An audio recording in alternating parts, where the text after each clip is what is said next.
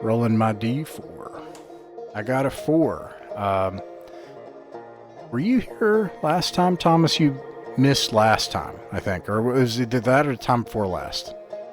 No, I was here last time. Okay, right on. What happened last time?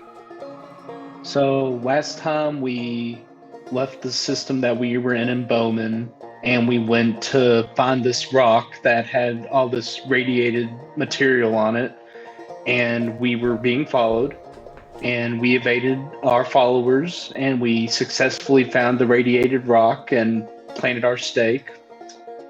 And then we came back to Bowman, I believe. I think that's right. And to claim our stake, and then we were attacked by these goons that killed Lucky John or Lucky Yo. What's his name? Lucky what? Yeah. Lucky Yo, I'm short sorry. for Johan. Yeah, him. And he died. Unfortunately, I tried to save him, and it didn't work. But then we went to the uh, to the oh, I can't think of it. The procurer of the the thing, and we were told that we could go to a different planet to pick up our loot for 5 million credits, I believe. And we decided that we were going to take the cruiser, the scout ship, and go claim our reward that we so rightfully earned. Yeah. I'll zoom out and give some broader things that are going on too. You are all wanted fugitives in the Iterati subsector, according to the Iterati Control Zone Authority, the Colonial Authority on Raleigh. Now, the X-Boat network has probably already moved that information around, but the thing that matters out here on the Imperial Fringe is what gets talked about in bars, and then once somebody sees you as an opportunity.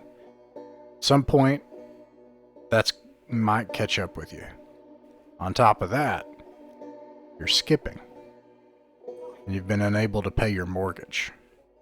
Now, once we jump a couple of ways out from Bowman, you'll be coming up on your second mortgage payment that needs to be paid that you'll have to skip. But we are not currently flying the Lady of Mercia.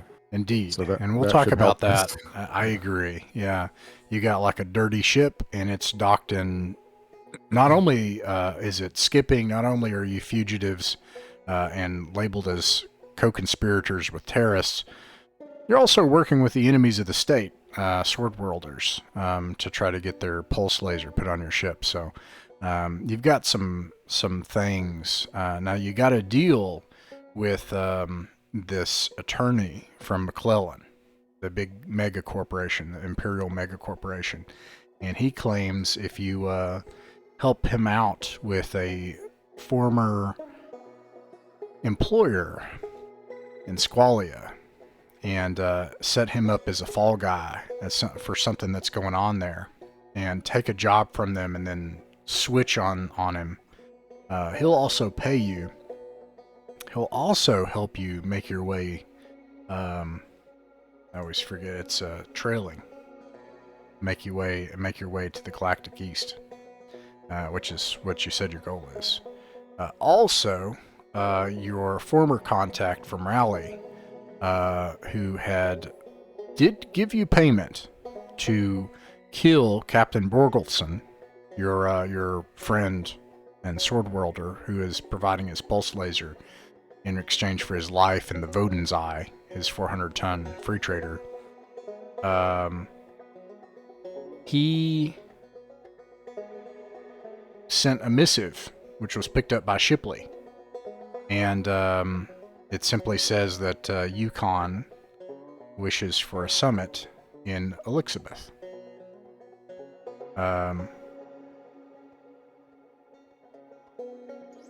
Let's get back to that. You guys don't let me forget that. But we have a few decisions to make, and if it's okay, I'd like to abstract them instead of just like, let's make the decisions and keep moving. Let me find...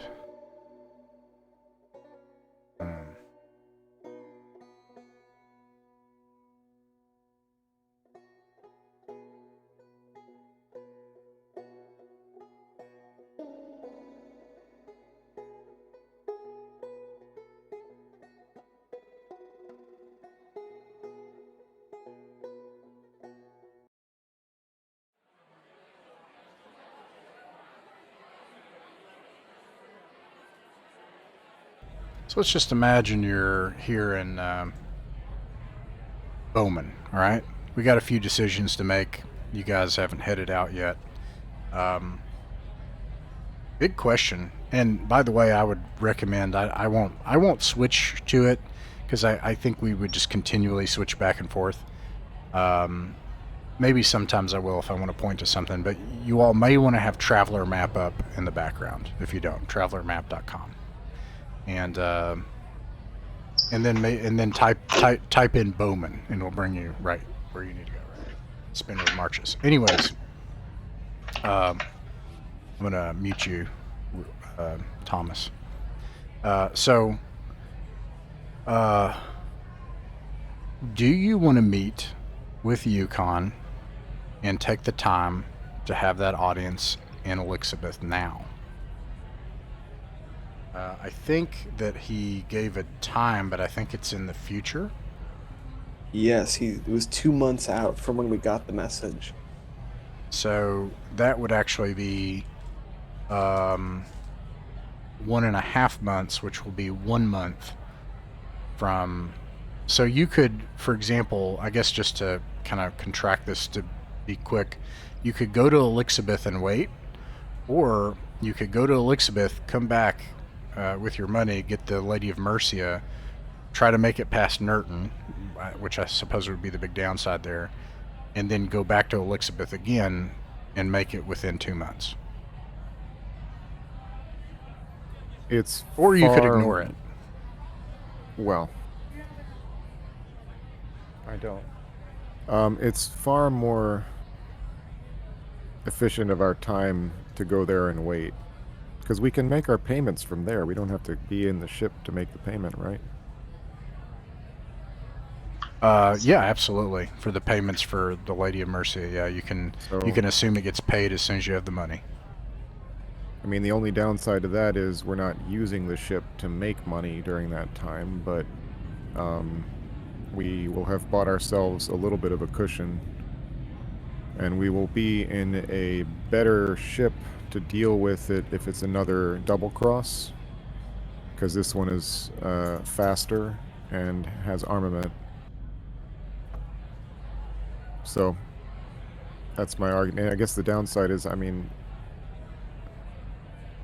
is the guy who we're renting the ship from, he's probably going to charge us more when we get back if we stick around for 2 more months. So let me skip ahead on that detail, then I'm going to go around the table, and that's going to kind of define the goal for the session, I think.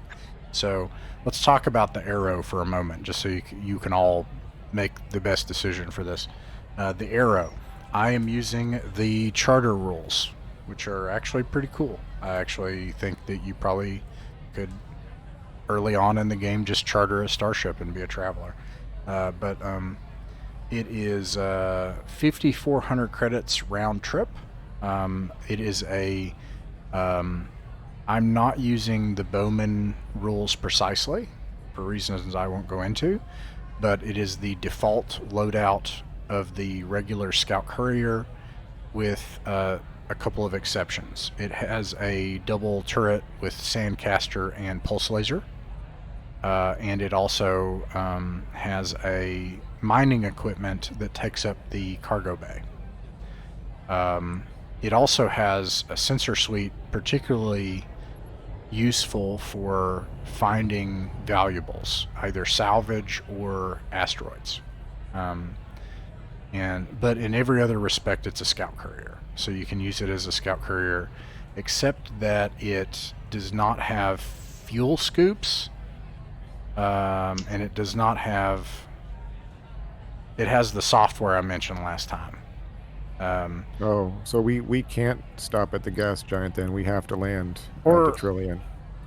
Is that what there was something last time where I was like, this is a local ship, but it has operative jump drive because it would be so expensive to try to get maintenance in Bowman. So like to do an overhaul maintenance annually, it would need to actually leave the system. So there's just no way it would happen in Bowman.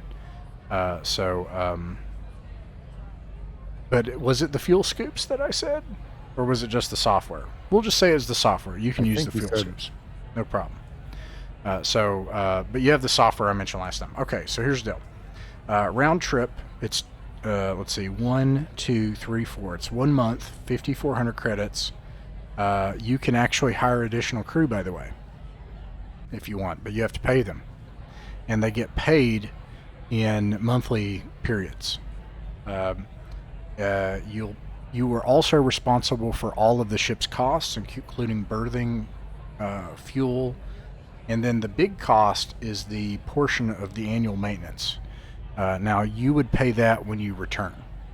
So you'd pay 5,400 credits up front, and by the time you'll pay all the operating costs as you go, and by the time you return, you'll pay any crew salary and 29,430 credits in maintenance. That's to operate the ship for a month. 2 months, you'll double that.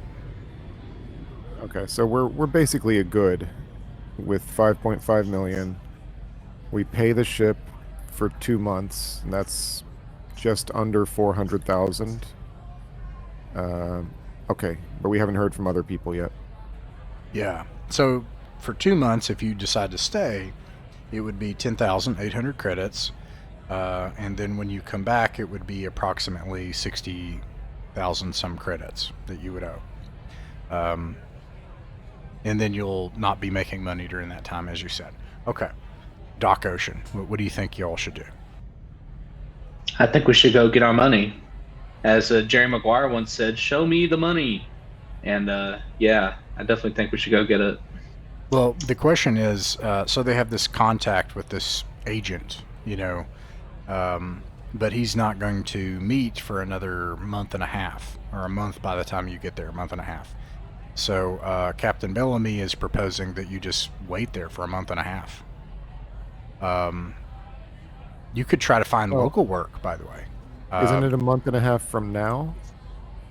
It's 2 months. Yeah. No, I'm sorry. Yeah, you're right. A month and a half from now. It'll be a month when you get there. It'll take 2 weeks to get there anyway. So that it's going to take. By the way, it's going to take at the very least 2 weeks. That's if we make good time on the jump. We land. We do nothing but land, refuel, take off same day, and have another good jump. So yeah, but so best case scenario, we still got no more than a month when we get to Elixabeth. Nonetheless, the question is a matter of, do you take that month trying to come back and forth with the Lady of Mercia, or do you just stay? And so anyways, that's the question, Doc Ocean. What do you think? Or you could ignore the summons. That's a third option. Well, I don't really have a dog in the fight, really. I just I feel like we should stay. Yeah, I feel like that'd be the good choice to go for. Books, what do you think? So if we were to go, can you explain what the real advantage is? Yeah, the big difference is that you could get the Lady of Mercia and make trade money on the way back. So you could potentially, like you sometimes have had some bad luck, but if you have a run of good luck, you could pay your mortgage twice over, doing cargo runs from Bowman, Walston. I mean, let's be honest, that's not a lot of money. Detrillion, Caliburn. But we could still do jobs in town as well, right? Yeah, so if you make it to Elixabeth, you might find work there. There might be local work anyways. But I guess the big difference is you won't have the Lady of Mercia, and you'll have to just wait with a ship that is not yours. That's the big difference. Okay. I think we stay. Yeah, I think we could always find other work, even if we don't have our ship. Or the captain's ship will, I think we can still make do. It makes sense to me to stay. Alright, Chapman, what do you think? I want to meet up with Yukon, and I don't think there's really any way for us to be able to do that if we decide to go back for the Lady of Mercia right away anyway. There really isn't. We'd be like we'd 2 months late if we came back in a Jump One ship. Yeah. And also, we don't want to go through there on our Jump One ship anyway, so... I forgot about that. You got a Jump One ship, so it wouldn't even be possible. Because it's So joke one. I'm fine hanging around in Elixabeth for another month after we collect our 5 million, because there's a guy who's going to meet up with us there, and I am confident in our ability to keep ourselves occupied in the meantime. Probably find no shortage of trouble there. We might want to do some. What do we know about Elixabeth before we get ourselves mixed up there? Well, you have a ship's library, and you have access to the Starport Authority, so you know it's a universal planetary profile. Any other information, you would need to actually go to a bar and ask some spacers. We do have a ship's library? I thought you said you had a ship's library. You don't? Either way, you have the Starport Authority, so you can go and you can look up the UPP. UWP. I'm sorry. And anyways, the UWP you can see on Traveler Map. So you could, it's not metagaming to look at that. It's got a good starport, and this is an interesting mix, like, why? But it's a binary star system with 6 worlds and a gas giant. A really good starport, but the atmosphere is thin and tainted, and there's a fairly small population, but more than, say, Walston and Bowman and stuff. And then it's a colony, like Raleigh. That's what it claims to be. By the way, this information could be inaccurate or outdated. They have a fairly high law level, and well, it has a base. Yes, of some sort. Yeah, it has a naval base there. Yeah. So you have this world that's a colony world with a thin, tainted atmosphere and a fairly small population, but it's got a naval base and a good starport. It says client of Imperium. Is that a similar status to what Walston used to be? Exactly. Okay. Yeah.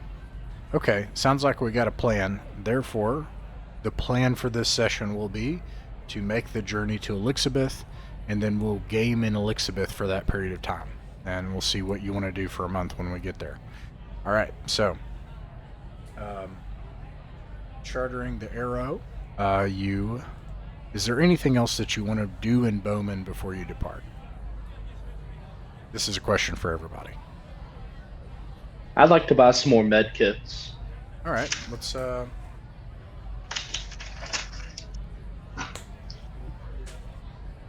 buy ammo. We've been keeping track of ammo strictly. You know what? Yeah, you can. Yeah, you should totally keep strict track of ammo. Absolutely. Yes. And any expendable, and any. Let me know if there's other expenses that I miss in the sheet. Actually, I won't do the city crawl thing. If you're buying a basic item, med kit, ammo, you can do that at standard price from the book. If you don't know the standard price, go ahead and get it, put it on your character sheet, look it up later. And actually make the note in roleplay. So that's actually the purpose of the roleplay channel. Say, Doc Ocean purchases 3 med kits at minus 15,000 credits, and then I'll take that and I'll put it in the cash flow. Okay. We could do that at any time, like between sessions, right? Yeah, that's between sessions for sure. By the way, I'm really happy with that. I don't know how I'm happy doing the bookkeeping and tracking between sessions. I don't like doing that during the game. No, that's great. That works. That works great. All right, so you guys are going to get some supplies. Anybody else? Anything else you want to try to do? I'm good. I'm good. Right on. Let's get on the starship.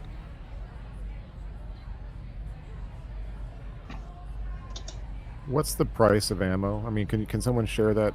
Is that pinned somewhere in? It is pinned. If you're in roleplay, the weapons and armor thing, the price for ammo is listed as one of the columns for each weapon.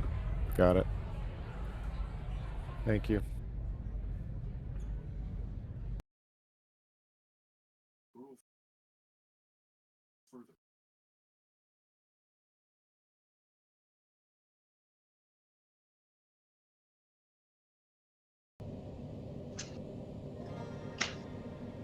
All right, so once again, just as a reminder, this rented chartered ship here from Lucky Yo's friend It seems to fly. You could say that at least. Its sensors work good. It's good at doing what it does. But it smells bad in here, and the cockpit's cramped. This is a poor representation right now of what's going on in here. You all are only inches away from being shoulder to shoulder. You've got wires hanging down in front of your face, and you're trying to, maybe even Chapman is. He's trying to like actually fly and look at panels, and he's trying to get wires out of his face. And you gotta find some duct tape and hold it up against some of the paneling so that it gets out of your way. And you request a clearance from Koenig's Rock, from a sleepy person who sounds as if they just have a handheld radio. And eventually they show up and they give you a half-hearted goodbye. And you're back out in space.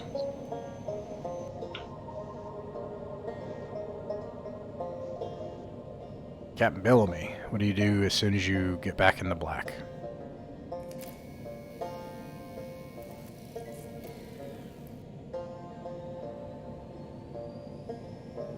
You're muted. Sorry about that. That's all right. We wait till we get safe distance and then we jump. Very well. We have to assume we already paid 5,000. You'll need to have told them, so it'd actually be 10,800 credits. That, Okay. that you'll be gone 2 months. No. I mean, we have to pay for the flight plan.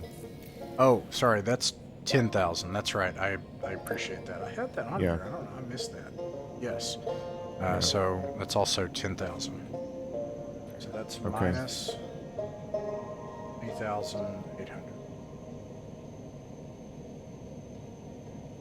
And yeah, so that means we don't have to spend any time calculating it. We just have to jump when the time is right.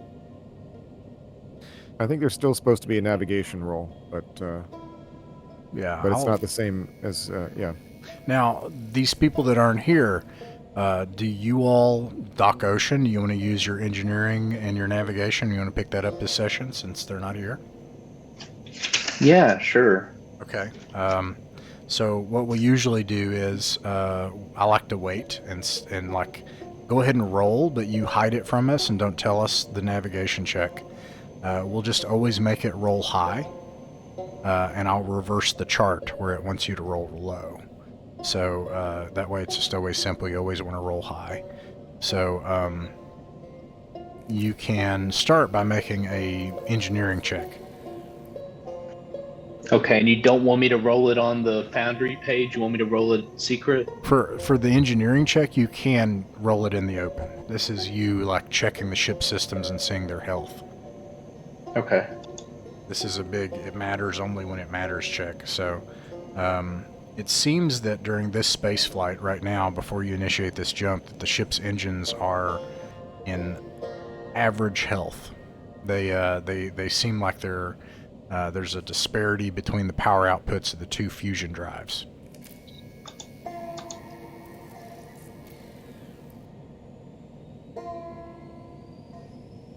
You can, there's a little drop-down menu in the chat box where it says public role, and you can switch it over to, I think, if he puts it at private GM role, it's just him and you that see it, I think.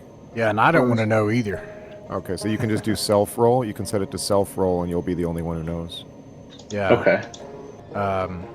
Yeah, and so for your navigation check, go ahead and make the check, but hold on to it and don't tell us. Yep, see, I don't know it, so. Okay, so let's go ahead and go to a safe distance and see what happens.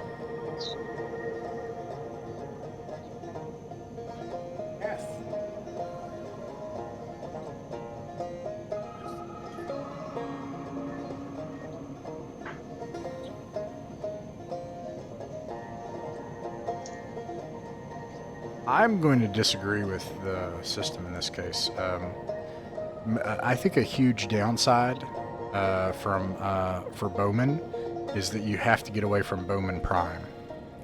because that's where Königsrock is. So it takes you 8.7 hours at 2G to get to a safe jump distance. Let's see how far you get. That's bad.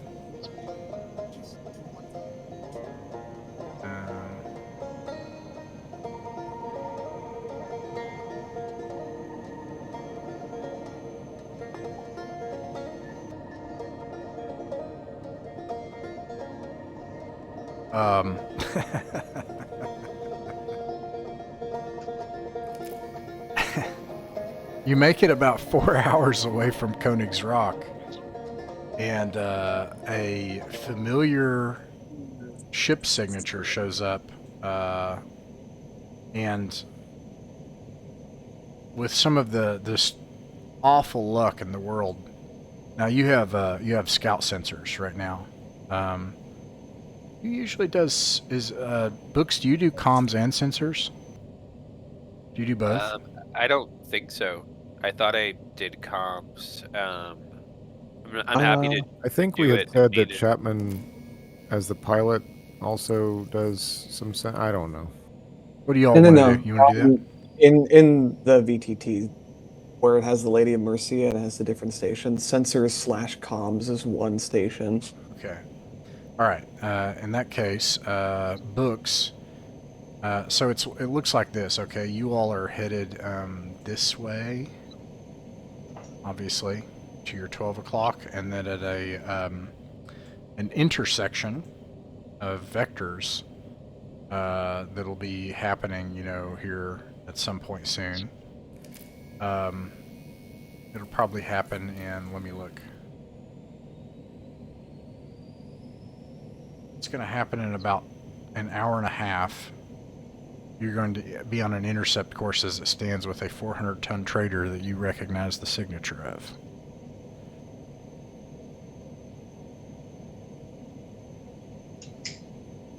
They wouldn't Well, happen what's to be the the 400-ton trader? the same ones that we just sniped their turret off of them yesterday, is it? Yes. How many times do we have to teach them this lesson? Wait, there are 400 tons?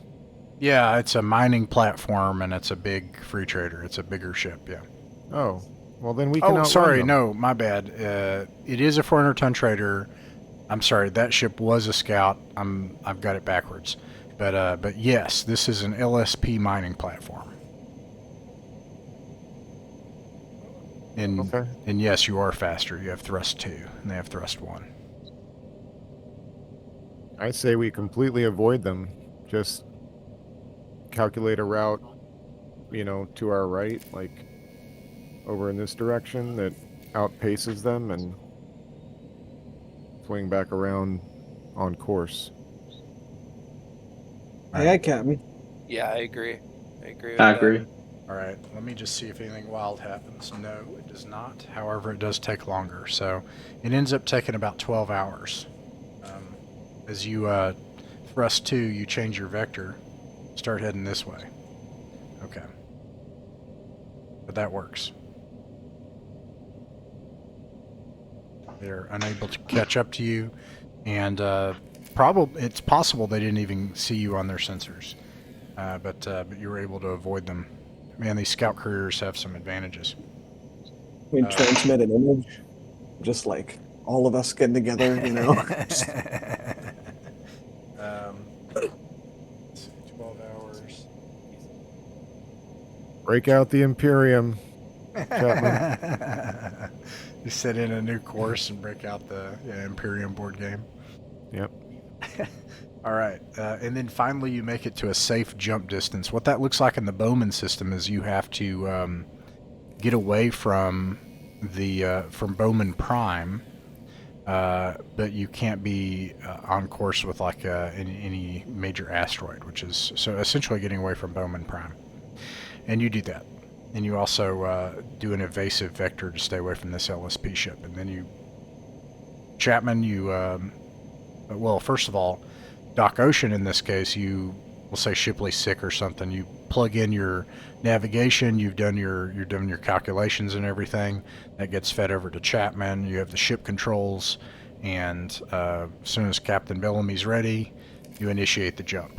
And space peels outside of the ship away from you. I've learned from a novel now that you probably make it so that you don't have photographic viewing from outside the ship once that happens, and you suddenly are kind of encased in a tin can and you're not looking out there, and you are in a little kind of pocket universe, a jump space, and you were there for a week. Is there anything that you all want to do in a week that you have? I gotta study. So that will be 100 more credits to do 2 additional education sessions. I'm now at my 11th and 12th, so that it's 6 weeks non-stop hitting the books. Nice. Same. I'm right there with Chapman. I think wasn't Shipley there too? Yeah, I will Yeah, actually you have do. her be able to do that. Yeah, so 100 credits from each of you all. Gotcha. Anything, Captain Bellamy or Doc Ocean, Velez, Isabella, Lothak? Can I help them study? Yeah. Yeah, you can help them study. Make a intelligence check. Okay. Intelligence. I have a 7 for intelligence, so I don't add anything, right? Yeah, you got to roll 2d6 under your intelligence score. Okay. Can I I rolled argue? over. Okay. Right. I was going to include a few more caveats to that, but yes, you rolled over. What were you going to say, Bellamy? Oh, I was only going to argue for his use of education. It's a good point. Yeah, actually, I like that. Yeah, you could repeat that roll under your education instead. Very good point. Oh, okay. Thomas, you can I'll set set it to no longer be private if you want. Gotcha.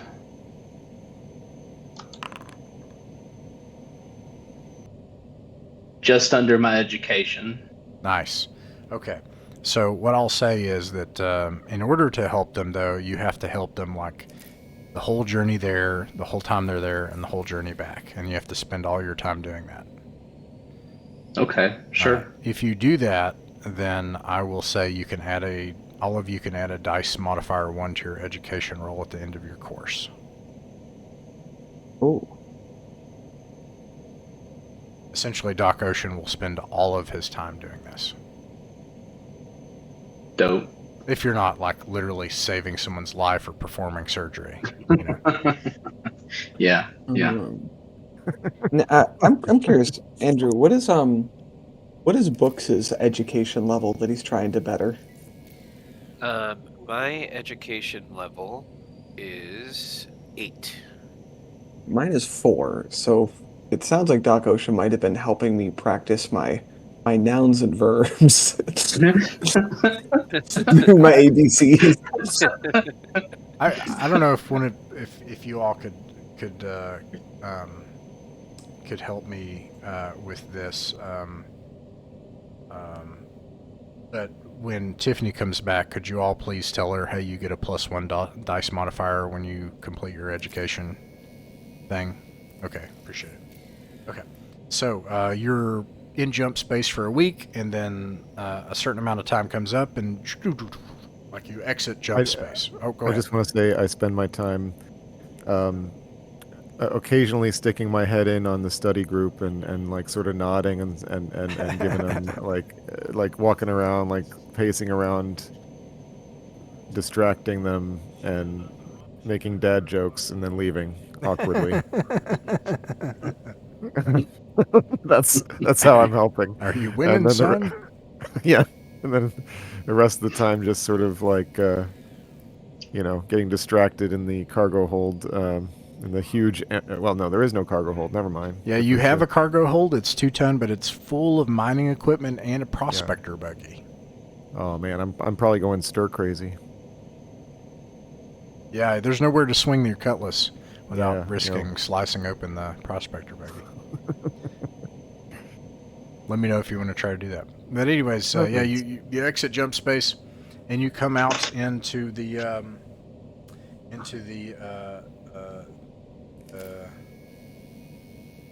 here it is, the Detrillion system, and all right, you exit jump space into the Detrillion system. Captain Bellamy, what do you all do? Immediately scan sensor sweep. Oh, and what was the result of your navigation roll, Doc Ocean? It was a 3. Whoa! Whoa!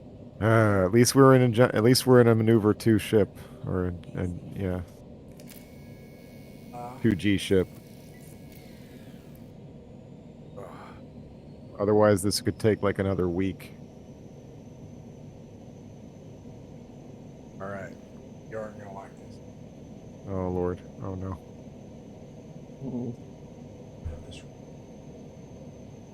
So, the bad news is, so you do a sensor sweep, you come out in space immediately.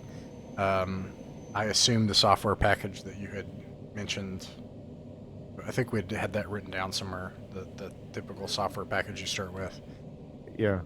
Except obviously you don't have the Lady Mercia stuff, but you come out in the second planet in the system, and that's really bad news. This is a red dwarf star, and it is nearly at an annual opposite of its orbital path from Detrillia Prime, which is Detrillia Prime is a gas giant, and then there's its largest moon is where the low port is. There's no high port. You're able to determine this stuff as soon as you jump out. This is 136 hours away. Another week.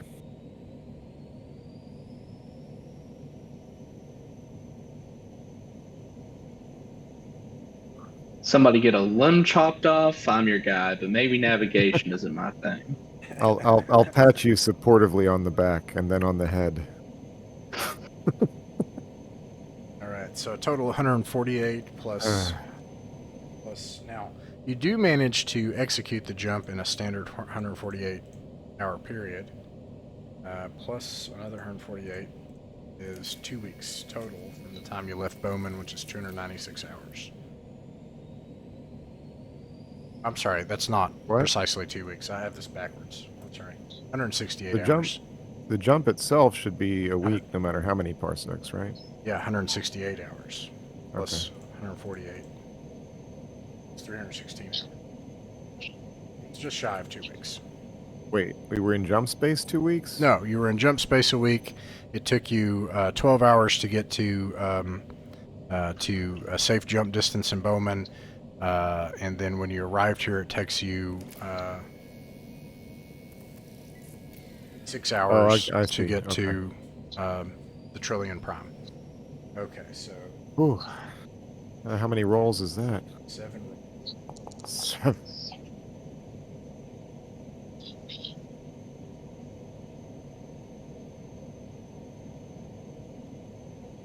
This is a lot of people here, by the way. According to the UWP, this planet has a population of like 8 million.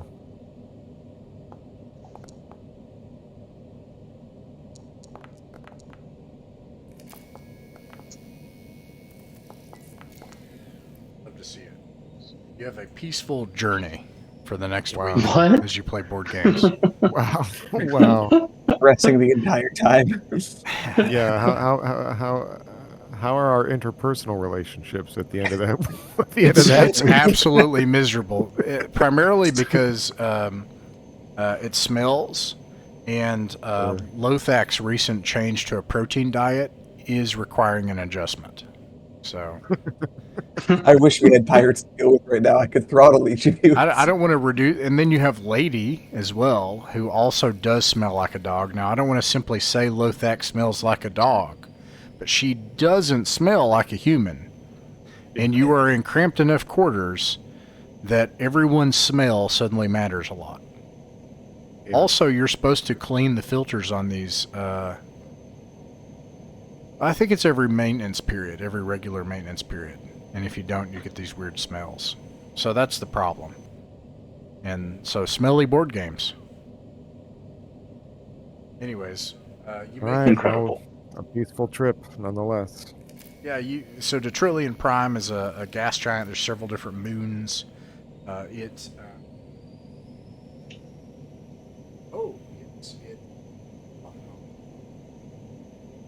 does not have a significant planetary belt. Like sometimes these gas giants will have like ice belts and things. It does not have a major one like Bowman did, where Bowman had multiple belts. And you come up on the largest moon toward the end of your journey, and you see that it looks like most of the approach end of the kind of the sunrise of the moon from where you're approaching. It looks like it's morning time at the low port, and it offers you a clearance, a fairly cheerful one, and it looks like you're going to land in a bubble, like underneath a thing, and it sits on a coast. After you land on the planet, this place is well, there ain't too much going on here.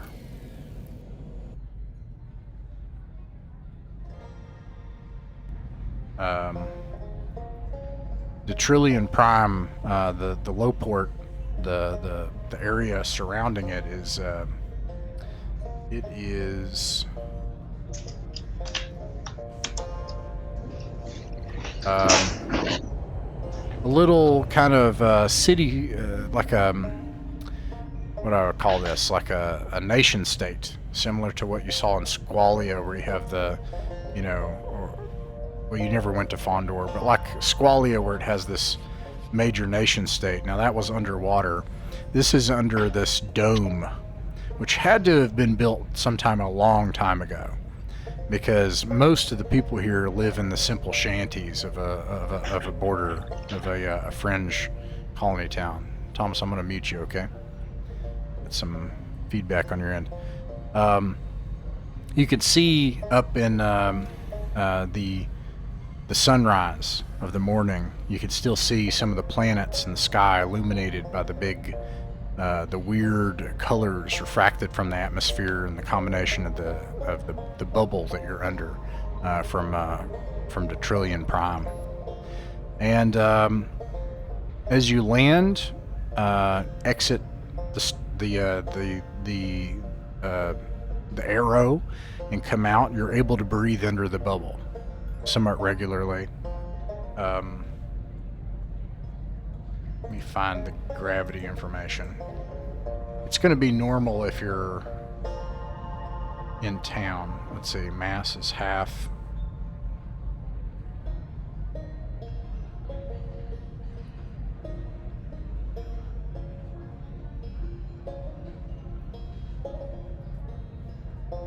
Well, I can't. It's less than one standard G though.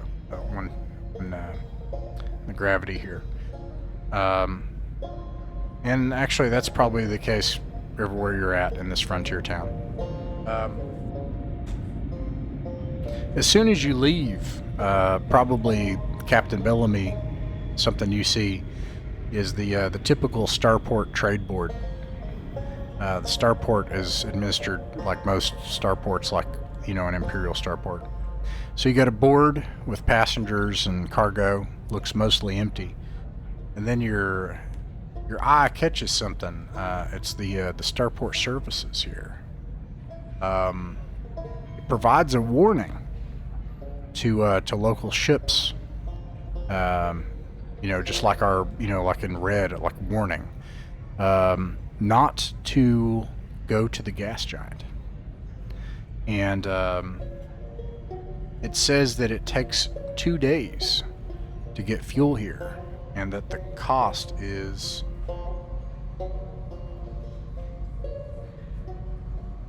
let's see. Double cost for fuel, and it takes 2 days. It is what it is. Right. Get fueled up. You got a couple days here. Are we still going to do the normal looking for cargo and passengers just in case, We Captain? have no cargo hold, Oh, crap. and we have no What a- passenger space. Oh, yeah, we're a scout ship. Yeah, Oh, we man. are just on our way to do that thing, and I mean, as much as I hate to say it, I mean, you know, our ship can't go anywhere. It takes two days to fuel, so we can't really. This has radicalized me. The scout services is useless. If they can't haul stuff, what is this for? All right. Now you got a few options here while you wait a couple days. You can go and hunker down. You could go find a local lodging. Hey, you find the lodging, unlike the fuel, it's quite cheap here. It's half the price. But you could do that, just hunker down, or you can go out, hang out, go out on the bars, go around town, talk to people, gather information. And the last thing that you can do is you can actually try to seek a patron.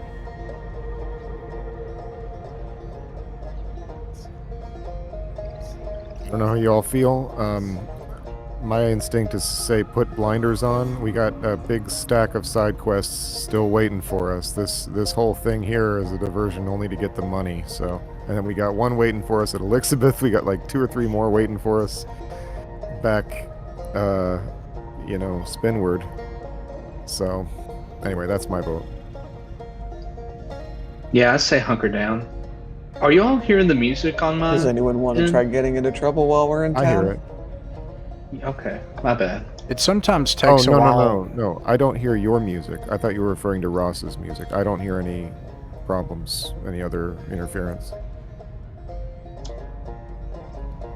Yeah, I don't hear it either. I wouldn't mind checking out, like, the town a little bit, seeing what's around, seeing what we could get into. All right,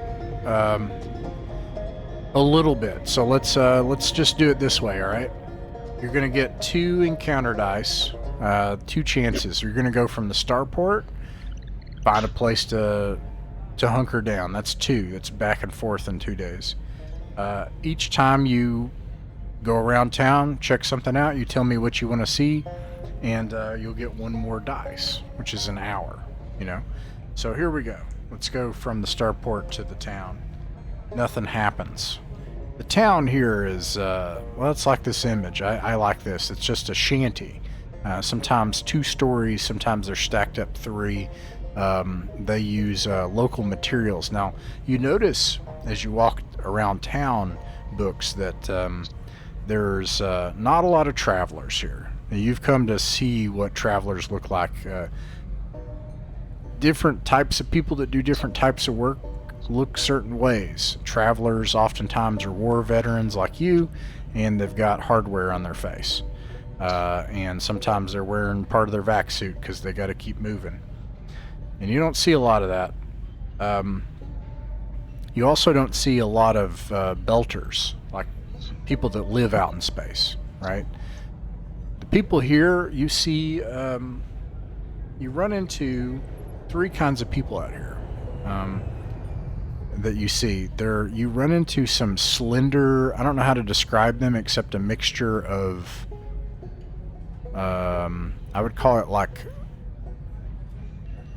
Slender Man and like an elongated, stretched human with big pointy ears. Slender Man elf / gray man. I don't like that. There's like 1 or 2 of them. There doesn't seem to be many of them, and they're also keeping to themselves. You also see books that there are like typical Volani humans of every shade and hue and size, and then lastly there are And all these three groups, they keep to themselves. They don't seem to interact with the other groups much. There are 4 armed humanoids that seem to have taken on a hue about them, like this gas giant. They have like a green tint to them. And yeah. So what do you want to do, Books?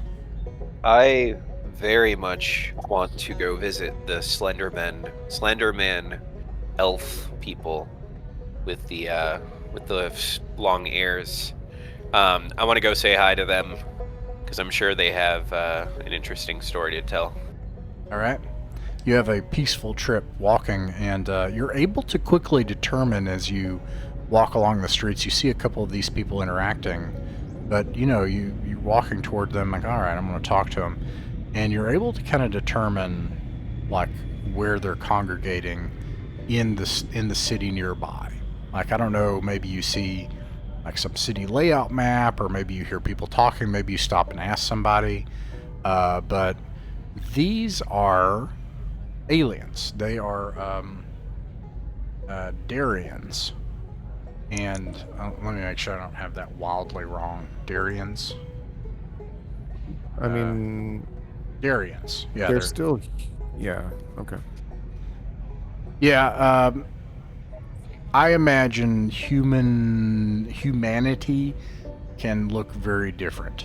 Some They're of them definitely space elves. There's no doubt about that. Yeah. No matter how you say it. I didn't mean to belabor the point that they're so alien as to be completely incomprehensible, but they definitely don't look like a Volani human. They look different. Well, anyways, you realize that they are running a university here in the city. And you have to go closer to the kind of government quarters, the government quarter of the city. So you have to travel your foot to get there.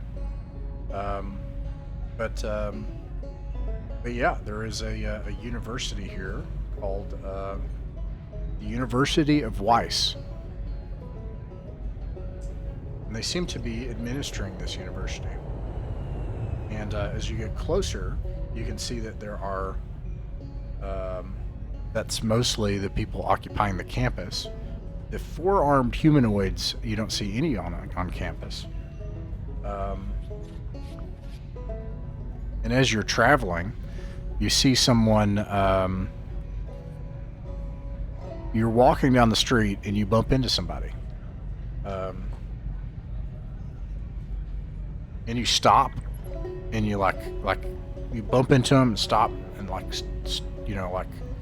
startle backwards, and you see he also has hardware on his face, but he also has tattoos, and portions of his hair are braided, and then he looks at you and he glowers at you, and it's obvious to you, Books, that this is a sword worlder.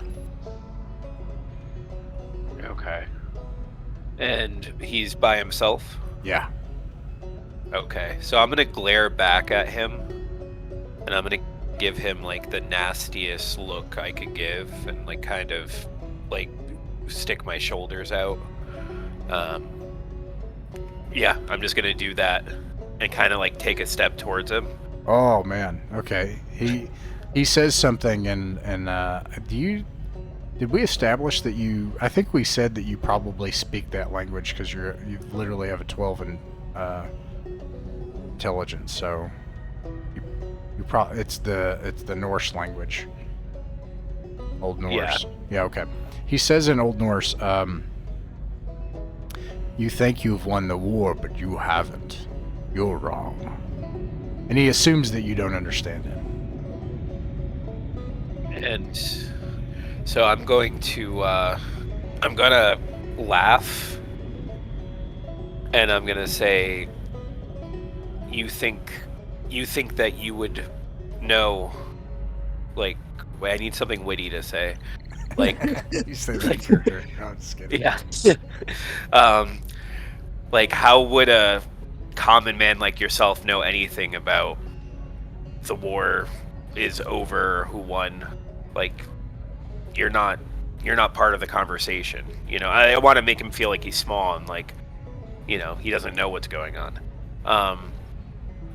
So maybe I'll just keep it simple. I'll laugh, and I'll just say that's what you think, or yeah, that's what you think, buddy. I'll back you up, since I Are also you there have too? an intelligence of 12, and we've talked with sword wielders at length. You say that's what you think, and I'll say to you in Old Norse, what is that backwater guide think he's talking about? Like he really knows. He smiles. He's missing some teeth, and he says, "You speak our language." Wow, we got a smart one. Yes, very good. What else can you tell me? You know, or maybe you're just talkative because they let you out of your cage for the day. All right. He steps out toward into the street, and he unlatches the latch on his blade, and then he takes the other hand and unlatches the latch on his sidearm, and he says, "Pick." Great. At this point, I'm gonna try to use a little humor, try to de-escalate the situation. So I'm gonna make a big show of laughing, big smile on my face, and be like, "Friend, I thought that's how you sword worlders greeted each other. You know, listen, I don't want any trouble. Why don't you just keep walking? I'll keep walking. We'll pretend we ever saw each other. You know, you could tell a story about this one day, years down the line, how you happen to meet the greatness that is this crew. But yeah, let's call it a day, all right? I got shit to do." He smiles. He draws his blade out and he puts it on his wrist, and he says, "Do you know how many Imperials I killed with this blade? In better days." Obviously, I wouldn't know that. Like, I just met you. I don't know. I don't care, though, to be honest. I have no sympathy for books right now. You dug this hole. These marks, I killed them with the blade. Is this happening like outside of a tavern where I'm sitting inside and watching the situation escalate? It can be, but Book said It wasn't established. Book said that he wanted to go walk around town and check the place out. So this is on the way to this university where these the Trillions are, and it's right there. It's within eyeshot, like you're getting up toward the government quarters, and people are avoiding this scene. You know, they're like, they see this and they're just like turning the other way. And he smiles and he says, "If you know how sword wielders are, you know that you have to offer something now. After this moment that has brought us together, you either have to pick one of either this blade or this gun to die by right now. And I promise you a good death here in the street. Or I see that you're travelers, and you have to hire me."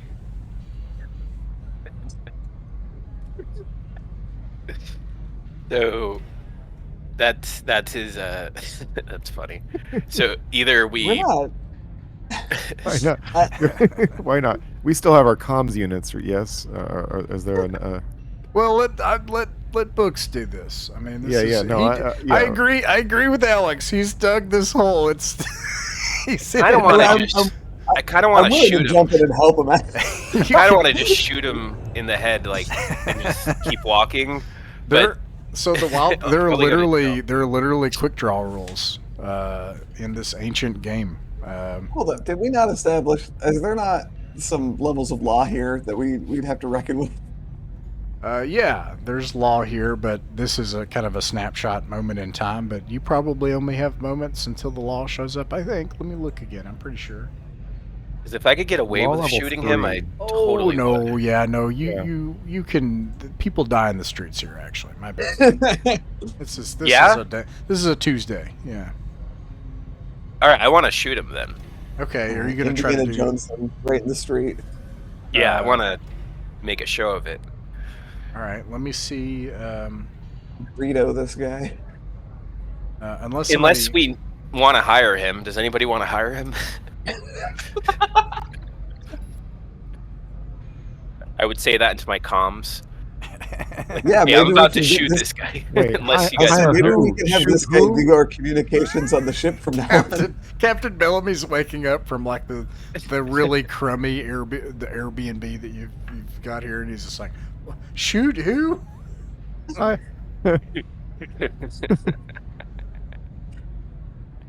These kids, can they just please go one day without getting shoot in a shootout in the street? Drawing. It says weapons are usually carried holstered or slung, unless you state to the contrary. Attempting to use a holstered or slung weapon is subject to a DM -3 when drawing. I will provide them the same thing.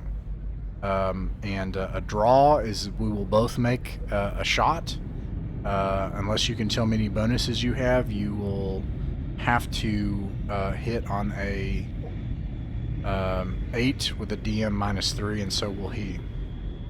It also says that you'll add your dexterity. Well, and you would with your weapon if you'd add it whatever bonuses you have. Okay, no, I was thinking that because it would be like an unexpected thing that I could just like get a free shot in. That's and this. kill him. Yeah, that's But the roll for it. But isn't it? But he gets to shoot as well, right? No, I mean, let's see if you hit. But I mean, if you miss, then yeah, he's gonna try to shoot you. Yeah. I feel like that's too much of a risk. Because I mean, that's how shooting people works. It is a risk. It is a risk. I mean, wouldn't I get a bonus for being like right in front of him? Maybe. That's up to you. Look at the bonus things. Well, don't look at it, but if you know it, you can add any bonuses that would apply. Of course. Okay. But, Yeah, and with that -3, that's gonna make it tough. Now that would achieve what you're describing. That's you like and like shooting him right between the eyes and killing him. So. Okay. Just thinking. If Now he's thinking. well, if it was like a sure shot, then yeah, I would absolutely kill this guy. I have no problem with it. But if not, if there's a chance that he could kill me, then no. There's always a chance that a skilled gunfighter you meet in the street could notice you're twitching to raise your weapon. Always a chance. Yeah. So I'm gonna I guess we're hiring him. No, I'm gonna try to trick him into thinking he's getting hired. I'm not gonna shoot him. So I'm going to... He says, you're not trying to trick me into shooting me, are you?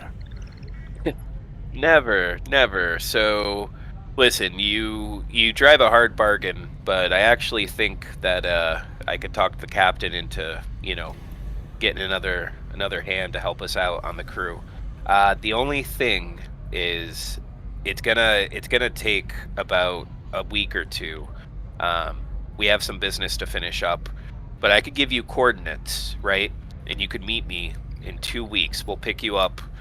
I'm sure there's stuff that you need to finish. I'm sure you have friends and whatever. I want to follow you right now. Actually, the name is Rune. By the way, I'm what my people call an Einhajar.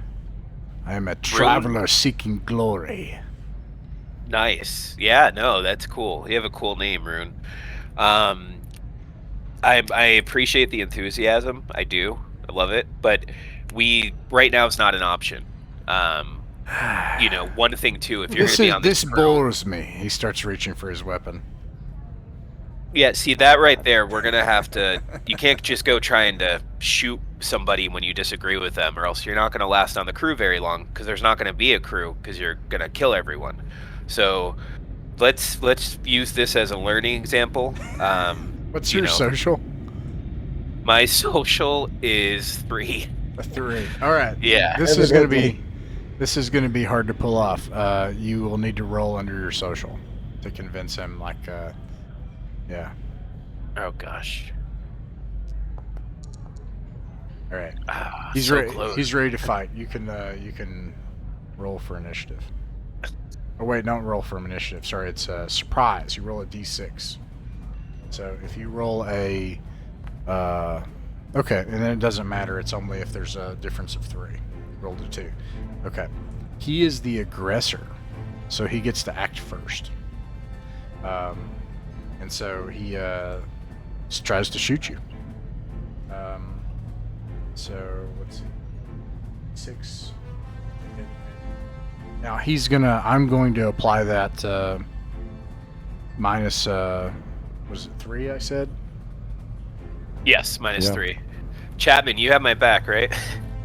You're still here. I got you, buddy. He draws, and shoots, and then dives into the nearby street for cover. I just wanted to go audit a space elf course, and we're getting shot at by this maniac because you couldn't keep your mouth shut. I have no idea why he's so angry. It's out of the blue. Okay. All right. Yeah. You all are able to act next. He is now in partial cover. All right. Okay. We go in from either side. Try to get on either side of him. I'm Give him gonna nowhere to run use and this. shoot at him. I'm gonna use this as kind of like a depiction of what's going on. I think that'd be better. There we go. Okay. He's around the corner. Yeah. All right. Okay, so you move to negate the cover and then fire. Yeah, I'll just Yes. You can do that. go right over there. Just walk up side by side and just shoot him. What's going on? Shoot who? On the radio. Poor Captain Bellamy. Don't worry about it. Go sleep in. Eat your breakfast. Roll the hit. Let's do it. Yeah, it's continental breakfast time. I got a total of 7. All right, 7 will not hit unless you have bonuses. I mean, you tell me. If you get an 8. Okay. Yeah, I got 6. Or 6. All right, that makes it his turn. Now, the bad news is that you didn't say you took cover. You said you literally tried to negate the cover. Which removed his cover, but he will make a regular roll to attack Oh my Books God. with a pistol.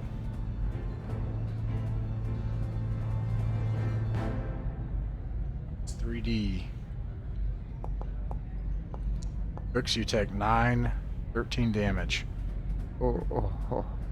You'll start with endurance, and then you'll pick the next one if you want. Okay, so you said 13? Yeah. Okay. All right.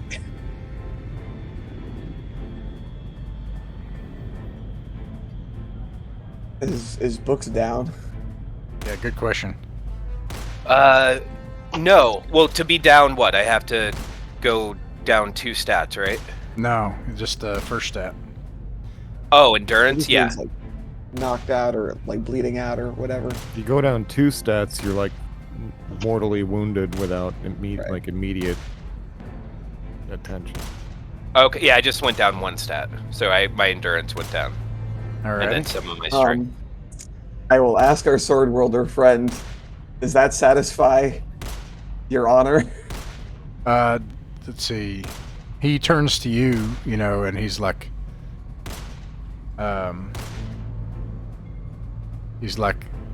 I believe you also tried to shoot me. And he holsters his weapon again and then turns towards you in the street. I'm not bound to your codes. The only thing that matters to us folks where I come from is looking out for your friends. He rubs his head. He's like, Imperials are so boring. And then he pulls out his gun and starts shooting you. All right, I'll fire back. You can Finish your turn, though. Wait, no, did you already try to fire that turn, or... No, you didn't. Go ahead. So I'll do it another one. Yeah, but what I'll do is you can fire, but then he will unholster his weapon. That's what I'll do. So go ahead. Yeah, as soon as he rejects my offer, I fire back. I got a total of 9. That should be enough, right? Yep. All right.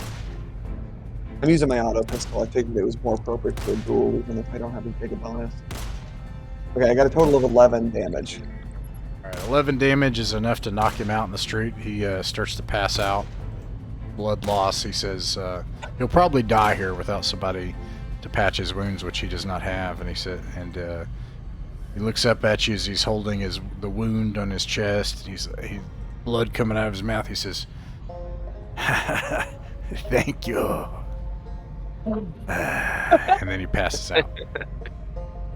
We should bring him back and save him just to mess with him. Oh, you're done. You're down. That would be the most boring thing to do.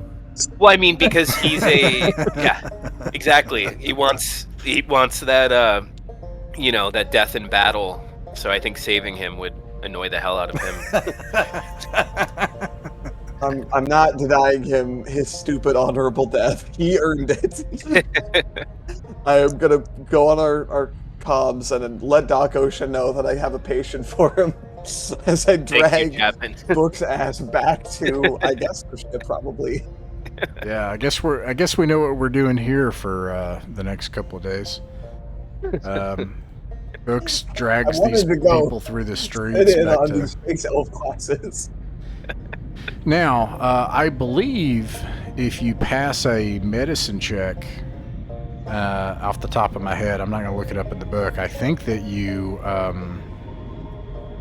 basically you like recover, get your stuff back faster, just off the top of my head. So you could make your education check, but you will stabilize them either way. Like they'll be okay, but you'll get your time back if you can. Is that under your education? My education's No. This is Doc Ocean. Sorry, you get back. I'm sorry. I thought you were talking to me. I apologize. That's all right. Okay, so I roll under my education. Yeah. Okay. Using med kit, and that's under my education. All right. Yeah, you get them back up and go in, and you get the bullets out. Pull the bullets out. They scream unconscious, and then you smack them, and they wake up, and you patch up the wound. They're sore, but they're operable. They can keep going. There you go. How's that feel? Woo! Thank you. Anytime.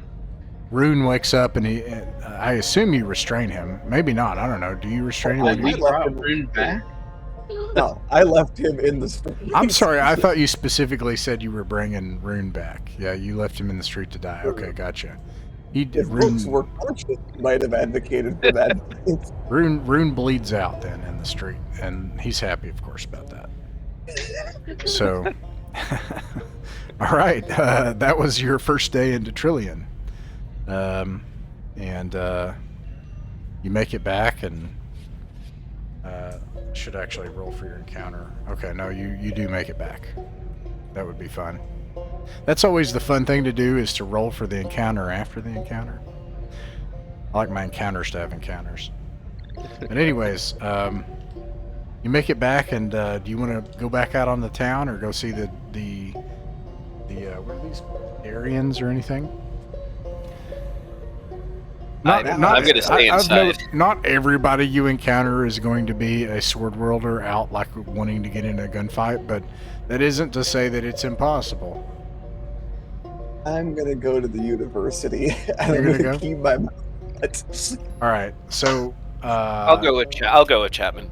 Okay. Take 2. All right, and nobody else. It's just Books and Chapman. Is that right? Here's my question: how much of what happened did you actually tell Bellamy? I'll tell Bellamy the whole thing. The whole thing? Then I'm definitely going with you. I mean, you know, I'm not going to stay on the ship by myself. I'll go. All right. And I assume, generally speaking, there's whenever you come into a port, you will always take lodging and food. Unless there's some dire need or reason to stay on the ship. That'll be like a normal expense that you can expect. So the first one is just making it down the street, and then you've got one more, it's down in the government quarters. You have a nice, peaceful walk today.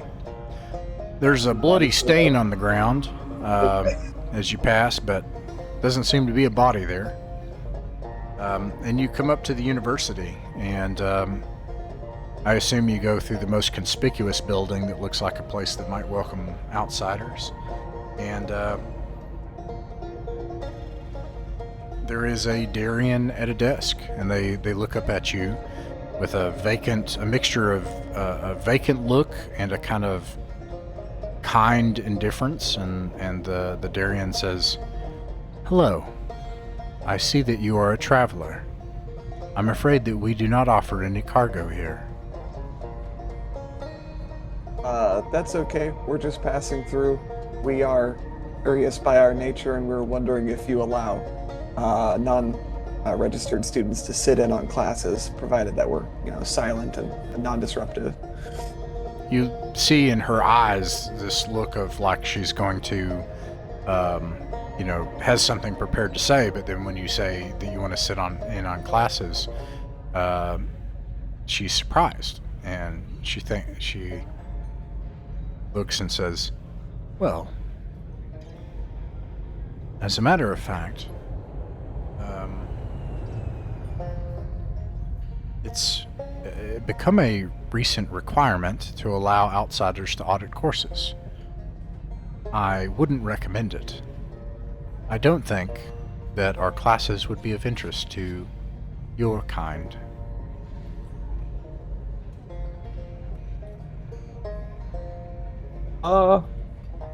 What do we think, gang? I'm still inclined to try it anyway, just to see what she means by that. Yeah, now I'm even more interested in trying it. I don't know. I'm really worried it's gonna be like, do you remember how the Vulcans get educated in Star Trek, where they're like standing in their little pod and they're like rapid fire answering miscellaneous questions that a computer is asking them for hours? That'd be awesome.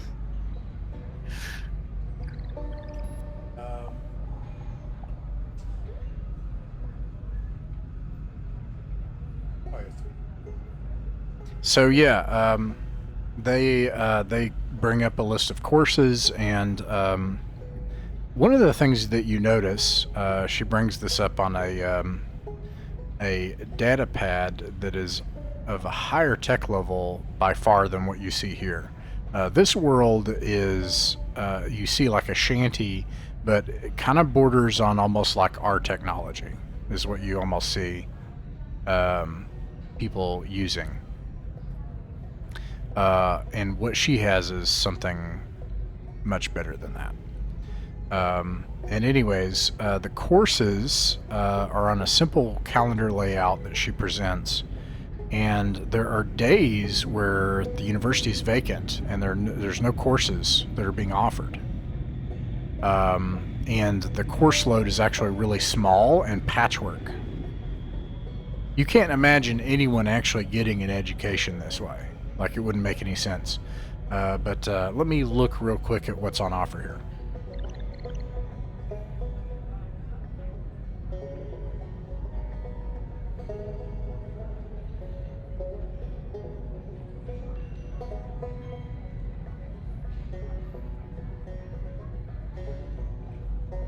They are all undergraduate. There is a course in accounting, apparel design and merchandising, and ornamental horticulture. Those are the only courses on offer in the next 24 hours. Any Any of those singing to you guys really stoking your interest? I mean, they're all so exciting. It's hard to choose just one. Maybe the horticulture one. You get this tinge of like embarrassment from her, and she looks uncomfortable that she's had to bring this up and is required to allow people to audit things. Yeah, you get the sense that she's embarrassed. But anyways, you're thinking about going auditing the horticulture course. It's an evening course. I think the same. I'm interested. You never know. Plants, they can be in space.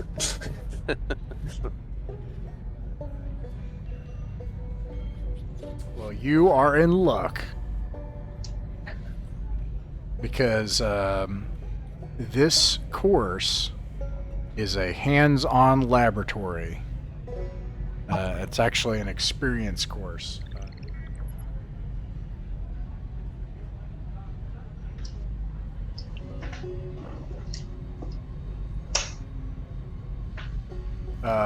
They take you to one of the government buildings in the evening. Is this everybody? Everybody's doing horticulture. Everybody's down with this. Yeah, sure. Spending your evening. Okay. Well, you spend the next. You spend the next 4. It's the course is 5 hours in the evening, but she manages to complete it in 4 hours. And you go to one of the government buildings, and she provides an exhaustive, like step-by-step, it feels almost molecule by molecule explanation of why which plant was chosen for each corner of the government building. And everything about those plants, why they're paired with like the pot they're in and other ornamental things and other decorations nearby, and what pairs with the plants, and how to breed and grow these plants and how to take care of them. And she goes through every single one in that building, and in the process you can kind of see what's happening in a government building. I light up a cigarette while we're doing this. She gets mad. I don't have and to. She just glares at you, and then if you keep smoking, eventually she's like, there's not supposed to be any smoking within 50 feet of this government facility. It's the most interesting thing I've learned this whole laboratory. I'll put Ross, it back. are you saying you don't have a 5-hour course set ready to go for us? Is that what you're saying? Like, Yeah, this is really breaking my verisimilitude if you can't deliver on these kinds of details. oh no. Let's see here.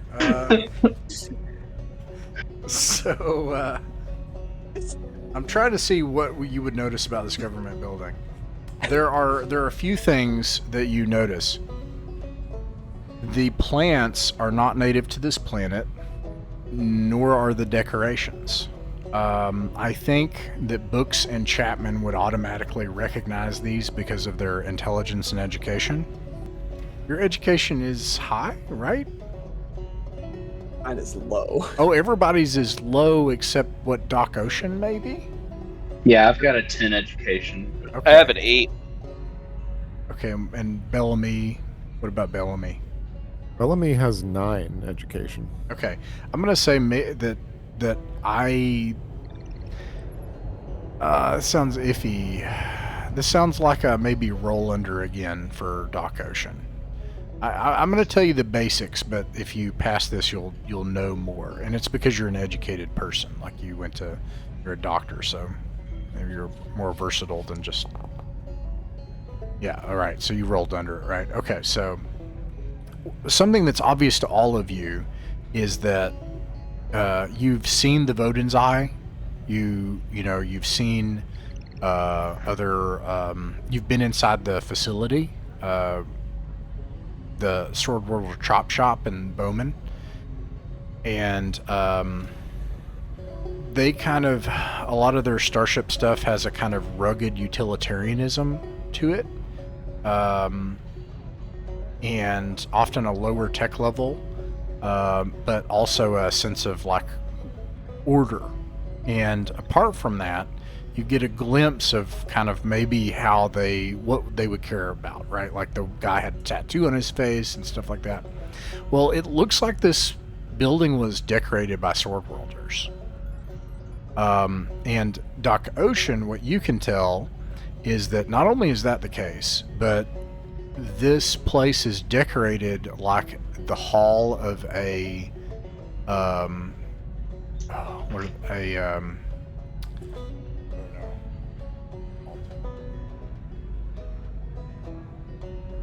You talking about a mead hall? Jarl. Yeah, a mead hall. Yeah, and I don't mean it is like thousands of years in the future, so I don't think it exactly looks like a mead hall, but it has things that indicate that this is a Sword World nobility's hall.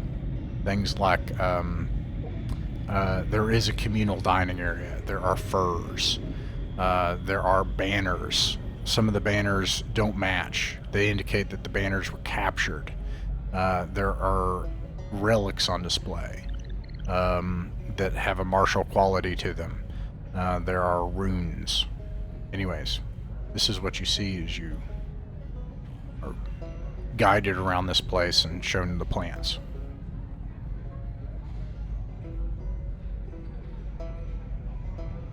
I think this would be a good way to deck out the ship. It's been proposed before, just go full space Viking. Either that or the ornamental horticulture. If anybody wants, I don't know if anybody here has allergies to like pollen or anything, but we can do both.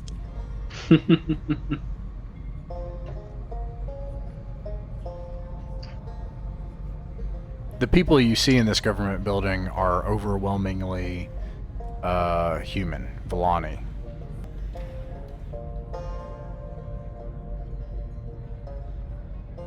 All right. Is there anything else you want to do? Your 4-hour audit, and actually, what happens is no one shows up for the class, but because you came to the audit, she just did it anyway.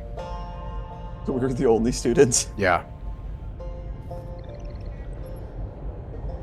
Catman has never been to school before. I mean, he might have had something kind of like elementary school that he skipped all the time growing up. So he doesn't know the etiquette the entire time. Like, he doesn't know to raise your hand and stuff, to ask questions. But I got a lot out of it. I don't know about anyone else, but I assume that Perseus probably enjoyed it immensely and feels extremely educated afterwards. It's like he's finally bridged the gap in him and I'll make you a deal. In the course of the campaign, if a subject comes up involving ornamental horticulture, you can certainly add a +2 to your dice modifier. And you can take an ornamental horticulture skill, +2. Okay. For all the times that comes up.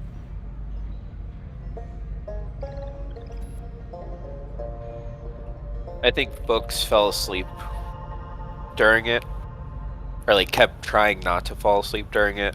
Yeah. All right. So remember that one character in The Expanse, the botanist? yes.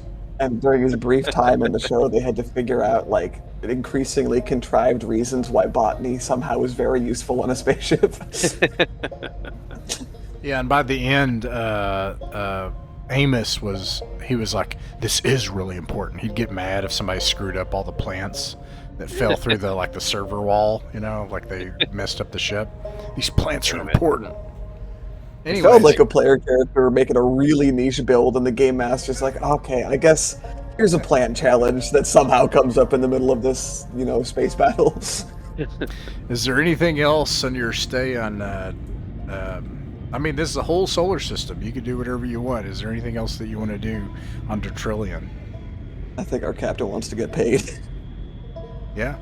Okay. Yeah, yeah, I'm good. I'll thank the nice lady for her class and give everybody else a look and shake my head as I stalk back to the ship. She doesn't respond. She is also glad that the day is over. She thought you were the worst students. She doesn't realize how important ornamental horticulture will come to be. I expected. Let's see. I'm just sorry Chi missed this. I think he would have really dug the Yeah, ornamental. this could have been the Chi. I am sad. Yes, this could have been a good Chi episode, wouldn't it? We'll have to hit it on the way Come back. on back. Yeah, that's right. Yeah. It would be unfair to deprive him. Let's see. All right, back on your ship.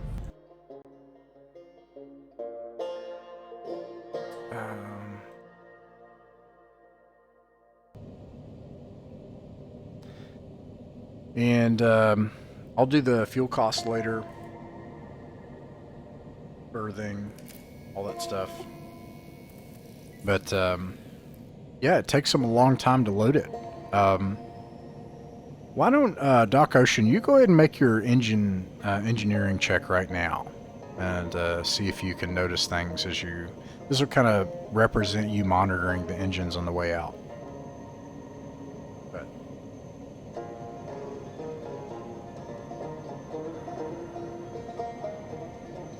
oh, you're muted. Sorry, I want to roll high on a 2d6, right? Yeah. Nope. The engine health seems average again, and that doesn't add up with like how the ship was treated and how it was working in space. There's just something that is kind of dragging the performance of the ship down for some reason, but you don't know what it is. And it's not catastrophic or anything. The ship's running fine, but books, you ask for a clearance to take off from the dome, and you get a cheerful farewell from the person, and you take off into space. Captain Bellamy, you're currently in a large moon near a gas giant in at the edge of a solar system. Shouldn't take too long, I would imagine, in a 2G ship. Let's see. You need to get away from the gas giant. It will unfortunately take 8.7 hours.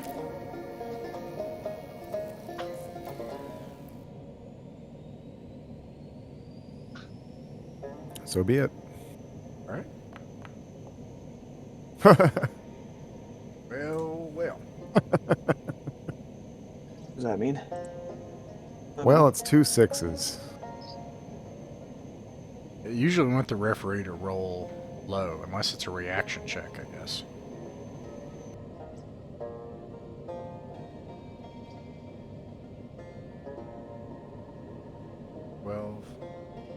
Holy smokes. I'm really hoping we ran into a space yacht full of rich people in a jam who need there to be saved, and the only people who can do it are those who are experts in ornamental horticulture somehow. Our feng shui, it's out of whack. Feng shui. There's also skipping.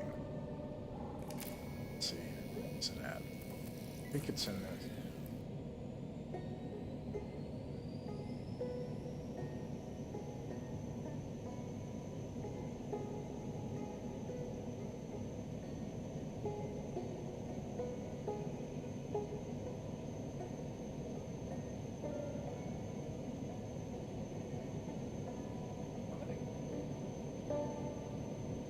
Yes, on.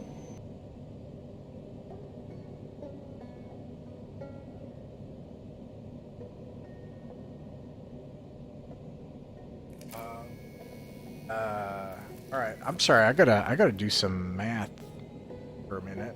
Let me look.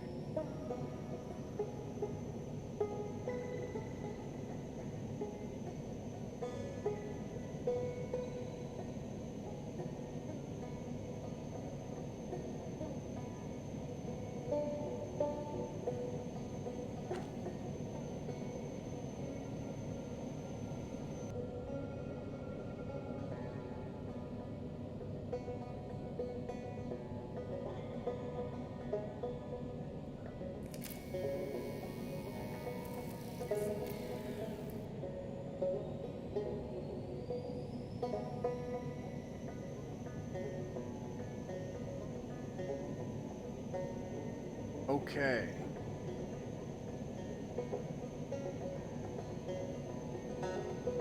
Plus 1, 5 parsecs. Plus 1 per 5 parsecs distance. Minimum is 9. You have to throw a 12 plus. So if you're within 5 parsecs,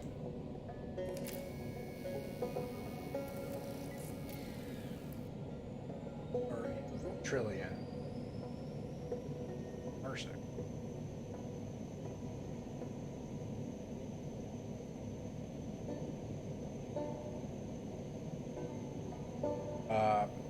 Okay, this is what happens.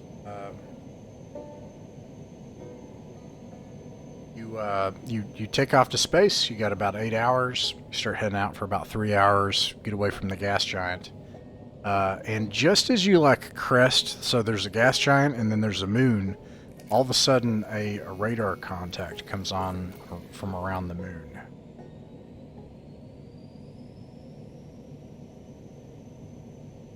And it is a big ship.